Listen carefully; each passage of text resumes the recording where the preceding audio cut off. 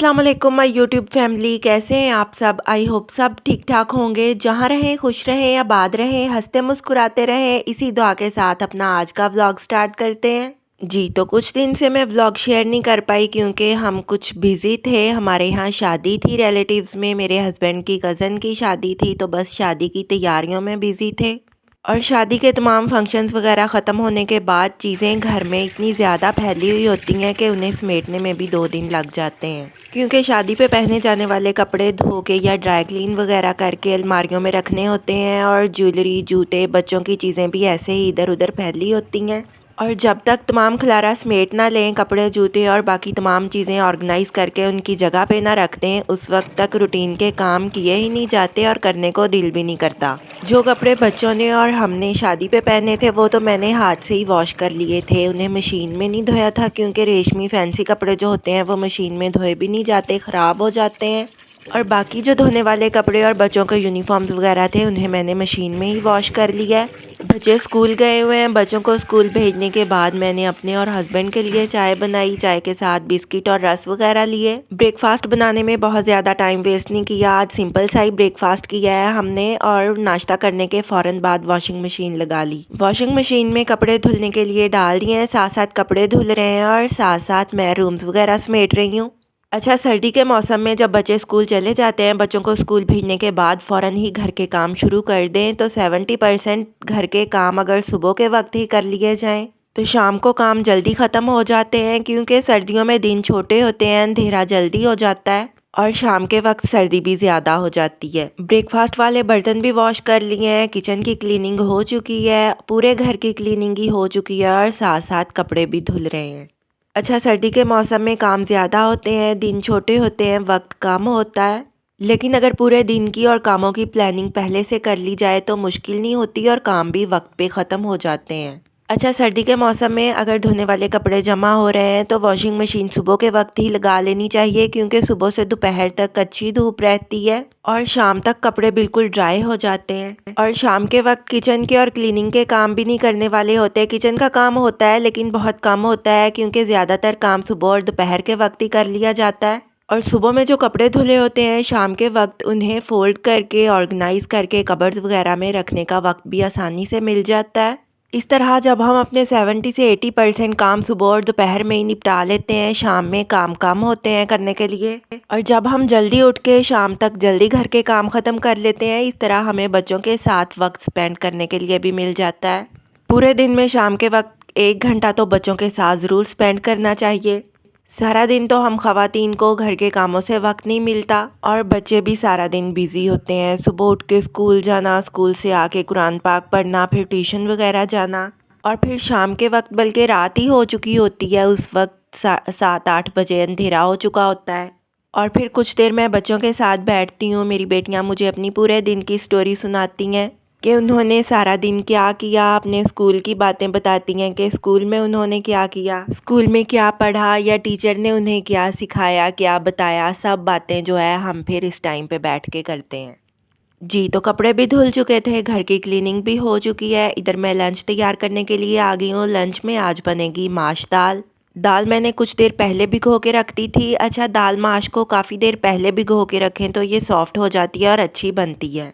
बल्कि दाल पकाने से पहले रात के वक्त ही भिगो के रख देनी चाहिए। गर्मी हो तो भिगो के फ्रिज में रख दें। अब तो मौसम जो है सर्दी का है, बाहर भी पड़ी रहे तो कोई मसला नहीं है। जी तकरीबन 3 टेबलस्पून घी लिया है। जब घी गर्म हो गया था तो उसमें 3 अदद दरमियाने साइज़ के प्याज कलियों में कट करके ऐड कर दिए हैं। प्याज को ज़रा ट्रांसपेरेंट सा कर लेंगे। जब प्याज ट्रांसपेरेंट और लाइट गोल्डन सा हो जाएगा, फिर इसमें लहसुन अदरक का पेस्ट ऐड करेंगे। प्याज को मीडियम टू हाई फ्लेम पे मैंने तो हल्का सा फ्राई किया और फिर थोड़ी देर के लिए ढक के रख दिया था ताकि ये अच्छी तरह सॉफ्ट हो जाए। जी तो प्याज के नीचे फ्लेम मीडियम टू लो कर दिया और इधर 2 अदद दरमियाने साइज़ के टमाटर भी कट कर लिए हैं। टमाटर को बिल्कुल बारीक पीसेस में कट किया है और सब्ज़ धनिया भी कट करके रख लूँगी, क्योंकि दाल माश को धनिए, अदरक और सब्ज़ मिर्चों से गार्निश ना किया जाए तो दाल अधूरी ही रहती है। जब बारीक कटे हुए सब्ज़ धनिए, सब्ज़ मिर्चों और बारीक कटे हुए अदरक से दाल को गार्निश करके दम पर रखा जाता है तो इसका टेस्ट कई गुना बढ़ जाता है। जी तो इधर मसाला बॉक्स में कुछ मसाले कम हो रहे थे, कुछ बिल्कुल ख़त्म हो रहे थे, तो मसाला बॉक्स को मैंने मसालों से भर लिया है। अच्छा, सुरख मिर्च पाउडर मैं 2 तरह का मँगवाती हूँ। एक तो आम सुरख मिर्च पाउडर होता है और दूसरा कश्मीरी सुरख मिर्च पाउडर होता है।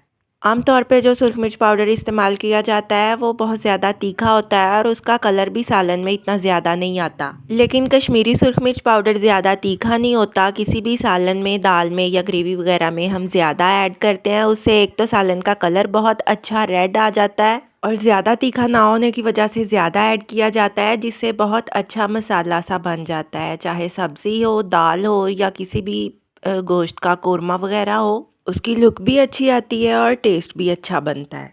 लेकिन फ़िलहाल मेरे पास कश्मीरी सुरख मिर्च पाउडर ख़त्म हो रहा है, इसलिए मैंने सिंपल सुरख मिर्च पाउडर ही इसमें ऐड किया है। अच्छा, कश्मीरी सुरख मिर्च पाउडर इधर हमारे एरिए से मिलता नहीं है, वो किसी मार्ट से या बाज़ार से ही लाना पड़ता है। बाकी जो तमाम मसाले हैं, नमक, मिर्च, हल्दी वगैरह, वो तो जो भी गली मोहल्ले में किराना स्टोर्स वगैरह होते हैं उनसे इजीली मिल जाते हैं। लेकिन मैं मसाले इकट्ठे ही बाज़ार से लेके आती हूँ। एक ही शॉप से मैं तमाम मसाले परचेज़ करती हूँ। वहाँ तमाम मसाले बहुत अच्छे और खालिस होते हैं, कोई मिलावट वगैरह नहीं होती।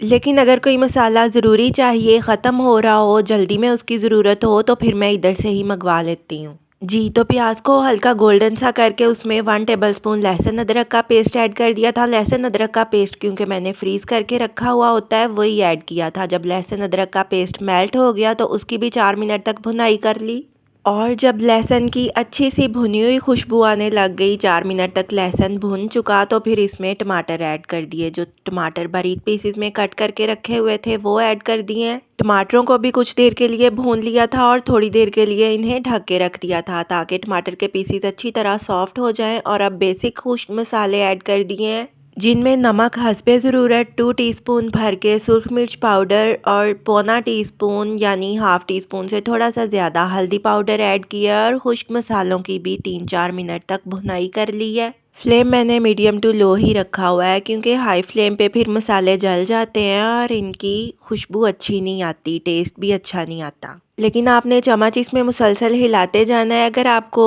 लगे कि मसाला जो है वो बर्तन के पैंदे के साथ लग रहा है, जल रहा है, तो आपने इसमें थोड़ा सा पानी ऐड कर देना है। पानी ऐड करके इसकी भुनाई कर लेनी है।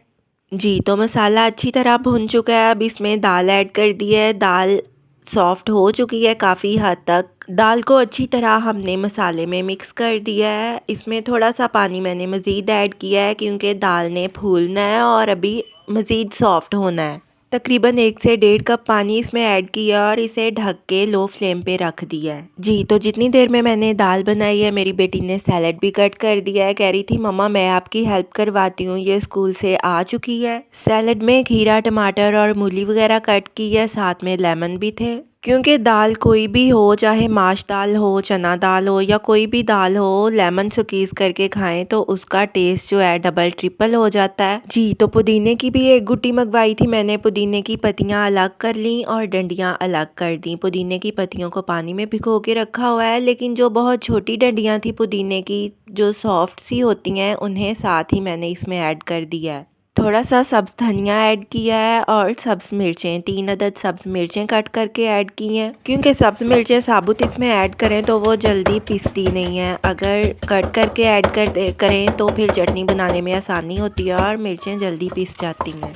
अच्छा, ये जो धनिया, पुदीने और सब्ज़ मिर्च की चटनी होती है, ये इतनी कोई टेस्टी लगती है, ख़ास तौर पे दोपहर के खाने के साथ लंच में तो ये लाजमी होनी चाहिए। सर्दियों में तो ये चटनी मैं कम बनाती हूँ, लेकिन गर्मी में तो हर रोज़ ही ये चटनी बनती है और लंच में ज़रूर खाई जाती है। अच्छा, धनिया, पुदीने और सब्ज़ मिर्च की ये हरी चटनी इतनी फ़ायदेमंद और हेल्दी है। मैंने आज़मा के देखा है कि ये बच्चों की भूख भी बढ़ाती है। जब बच्चों को लंच के साथ ये चटनी भी खाने को दी जाती है तो उन्हें जल्दी भूख लग जाती है और ज़्यादा भूख लगती है। अक्सर माँओं की शिकायत होती है कि बच्चे बहुत कम खाते पीते हैं या कुछ बच्चे तो बिल्कुल नहीं खाते, उन्हें ज़बरदस्ती ही खिलाना पड़ता है। बच्चों को खाने के साथ ये चटनी बना के दिया करें, एक तो उनकी सेहत अच्छी होगी और उनकी भूख भी बढ़ेगी। और अगर इस हरी चटनी को दही में शामिल करके रायता बना लिया जाए फिर तो ये और भी ज़्यादा टेस्टी लगती है। जी, तो इधर तकरीबन 15-20 मिनट बाद मैंने दम उठा लिया है। दाल मुकम्मल तौर पे सॉफ्ट हो चुकी है, बिल्कुल अलग अलग दाना है, बहुत खिली खिली सी बनी है। दाल को अगर ज़्यादा देर के लिए आप भिगोएंगे, ज़्यादा घंटों के लिए भिगो के रखेंगे तो इसे दम पर कम वक्त के लिए रखना पड़ता है, फिर ये जल्दी सॉफ्ट हो जाती है। लेकिन अगर आप कम वक्त के लिए दाल को भिगोते हैं फिर इसे ज़्यादा दम देना पड़ता है। दाल में 1 टीस्पून भुना पिसा हुआ ज़ीरा, 1 टीस्पून कुटा हुआ खुश्क धनिया और 1 टीस्पून मिक्स गरम मसाला पाउडर भी ऐड कर दिया है। और बारीक कटे हुए सब्ज़ धनिए, बारीक कटे हुए अदरक और कटी हुई सब्ज़ मिर्चों से भी दाल को गार्निश कर दिया है। इन तमाम चीज़ों को दाल में मिक्स करके 3-4 मिनट के लिए दम पर रख दिया था। 3-4 मिनट बाद फ्लेम ऑफ कर दिया है। दाल तैयार हो चुकी है। जी, तो इधर हरी चटनी को भी दही में मिक्स करके सिंपल सा रायता बना लिया है। ये है हमारा आज का सिंपल और हेल्दी सा लंच। जितना सिंपल खाएंगे उतना ही हेल्दी रहेंगे, उतनी ही आपकी सेहत अच्छी रहेगी। जितनी कम मसालों में बनी हुई सब्जियां, दालें या जो भी सिंपल चीज़ें हम खाते हैं वो हमारी सेहत के लिए ज़्यादा अच्छी होती हैं। या गोश्त भी ज़रूरी होता है, महीने में 1 दफ़ा या हफ्ते में 1 दफ़ा, जब भी आप अफोर्ड कर सकते हैं वो भी आप खाएं। लेकिन घर का बना हुआ, क्योंकि घर की बनी हुई चीज़ें हेल्दी होती हैं। जितना हम फास्ट फूड, जंक फूड वगैरह खाएंगे वो हमारी सेहत के लिए मुज़र हैं, नुकसानदेह हैं। लेकिन कभी कभार महीनों बाद खा लें आप 1 आध दफ़ा, उसकी तो खैर है। लेकिन कुछ बच्चे, कुछ घरों में मैंने देखा है हर रोज़ ही बर्गर, शवारमे या ऐसी फ़ास्ट फूड्स वगैरह खा रहे होते हैं। बच्चे क्या, बल्कि बड़े भी ऐसा ही करते हैं। कुछ ख़वातीन जो हैं वो फ़ास्ट फूड्स वगैरह बहुत ज़्यादा खाती हैं। एक तो उनकी स्किन ख़राब हो जाती है, क्योंकि तली हुई चीज़ें ज़्यादा खाने से चेहरे पे दाने वगैरह बनने शुरू हो जाते हैं और बहुत ज़्यादा फ़ैट आ जाती है, जिससे आपका वेट गेन होता है, जो अच्छा नहीं लगता। और जब हमारा वज़न ज़्यादा बढ़ जाता है तो हमारी एज भी ज़्यादा लगने लगती है, यानी हम अपनी एज से बड़ी लगना शुरू हो जाती हैं। हेल्दी खाएं ताकि हेल्दी भी रहें आप और आपका वज़न भी ना बढ़े, क्योंकि जब ज़्यादा वेट गेन हो जाता है, वज़न ज़्यादा बढ़ जाता है, मोटापा आ जाता है, इससे और भी कई सारे हेल्थ इश्यूज़ हो जाते हैं। अच्छा, कुछ लोग मैंने देखे हैं वो मोटा होने को सेहत समझते हैं, यानी वो समझते हैं कि जो बंदा जितना मोटा है, जितना उसका वजन ज्यादा है, उतना ही वो सेहतमंद है और बीमारियां चाहे उसे 10 लगी हुई हो। सेहत तो ये होती है कि आप हेल्दी खा रहे हैं, आपको कोई बीमारी भी नहीं है और आपका जो वेट है वो भी बैलेंस है, यानी ज़रूरत से ज़्यादा नहीं बढ़ा हुआ। जी, तो इधर शाम का वक्त है, किचन का लंच वगैरह का सारा काम कंप्लीट हो चुका था। लंच के बर्तन भी मैंने वॉश कर दिए थे और किचन भी एक दफ़ा फिर से क्लीन कर दिया, क्योंकि सुबह के वक्त किचन अगर क्लीन किया हुआ भी हो, लेकिन जब दोपहर का खाना बनता है तो चिकनाई के छींटे वगैरह इधर उधर पड़ जाते हैं, या थोड़े बहुत बर्तन और सब्ज़ी के छिलके वगैरह इधर उधर बिखरे हुए होते हैं। वैसे तो जब मैं प्याज वगैरह छीलती हूँ या कोई भी सब्ज़ी छील के कट करती हूँ, उसके छिलके एक बास्केट में रखती हूँ।